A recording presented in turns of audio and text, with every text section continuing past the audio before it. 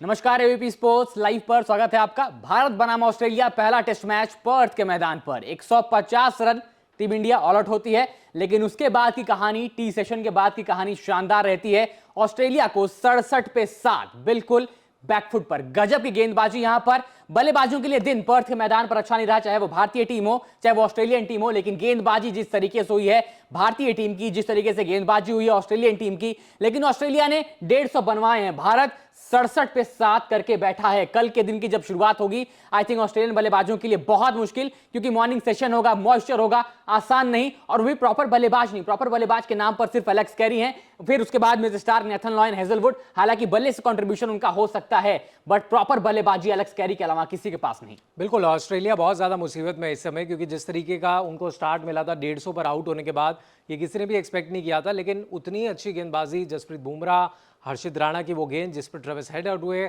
और इसके अलावा अगर हम देखें सिराज ने भी अच्छा कम बैक कराया, 2 विकेट्स निकाली। सेट होते लग रहा था कि लैबुशेन बड़े रन्स बना सकते हैं, उनको भी आउट कर दिया। तो यहाँ पर अब फंस गया ऑस्ट्रेलिया, क्योंकि अभी इनके 67 रन ही हैं, आधे रन्स भी नहीं हुए हैं। और भारत जरूर चाहेगा कि कल के पहले सेशन के आधे घंटे के अंदर हम 3 विकेट्स निकालें और अच्छी लीड 60-65 रनों की लीड लेकर के हम बैटिंग करें। और आप देखिएगा कि पहली इनिंग्स में जिस तरीके की बैटिंग भारतीय बल्लेबाजों ने की, केएल राहुल तो हमें पता ही है कि इस तरीके से उनको आउट दिया गया, लेकिन दूसरी इनिंग्स में ज़रूर आप एक्सपेक्ट कर सकते हैं कि भारत की बल्लेबाजी कई गुना बेहतर होगी रादर देन पहले दिन के पहले सेशन में, क्योंकि विकेट बहुत बदल जाता है। पहले दिन के पहले सेशन में हमने देखा गेंदबाजों को कितनी ज़्यादा मदद मिल रही थी। फिर धीरे धीरे जब नीतीश कुमार रेड्डी बल्लेबाजी करने आए तो उन्होंने काफ़ी अच्छी बैटिंग करी, ऋषभ पंत के बल्ले से भी रन निकल रहे थे।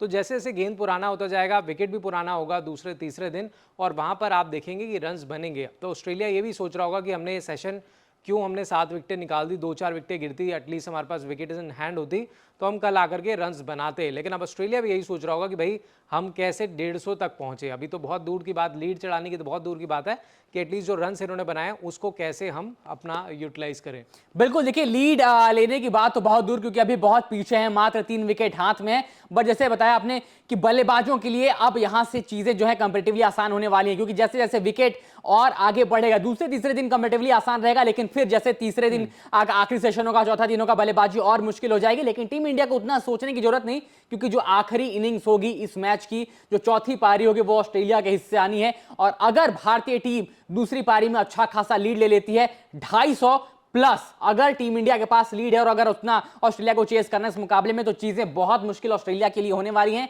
पर्थ के मैदान पर 4 मुकाबले ऑस्ट्रेलिया ने जीते हैं, लेकिन चारों मुकाबलों में ऑस्ट्रेलिया ने पहली और तीसरी पारी में बल्लेबाजी की है, यानी टॉस जीतकर पहले बल्लेबाजी करने का फैसला किया है, या उनको बल्लेबाजी का न्योता मिला है। कभी भी चौथी पारी में बल्लेबाजी पर्थ के मैदान पर ऑस्ट्रेलिया ने किया नहीं है, यानी अब यहां पर मुश्किल बढ़ने वाली ऑस्ट्रेलिया के लिए। लेकिन आई थिंक कि जिस तरीके से गेंदबाजों को, दोनों टीमों के गेंदबाजों को मदद मिली है, यहां से अब जो लड़ाई है वो बल्लेबाजों की है, कि कौन सी टीम के बल्लेबाज बेहतर बल्लेबाजी करके जाएंगे।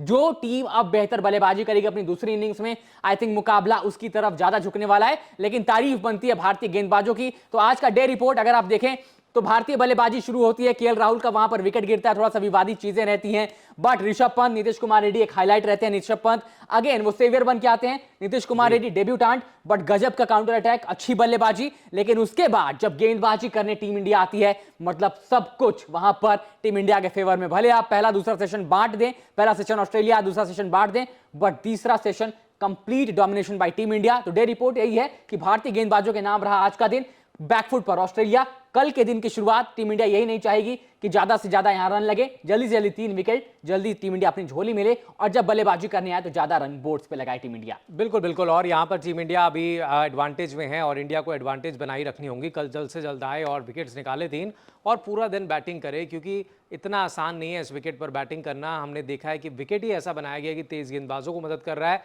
तो 5 दिन तक तो मुझे नहीं लग रहा है टेस्ट मैच जाएगा, लेकिन जितना भी दिन मैच चले, तेज गेंदबाजों को यहाँ पर बोलबाला है। और अगर यहाँ पर कोई भी बल्लेबाज रुक कर खेला, ज़्यादा समय उसने अगर विकेट पे बिता लिया, तो उसकी बल्लेबाजी अलग से नजर आएगी। जैसे हम केएल राहुल की बात कर रहे थे, बहुत समय तक उन्होंने बैटिंग करी, लेकिन आउट हो गए ऋषभ पंत, बाकी बल्लेबाज।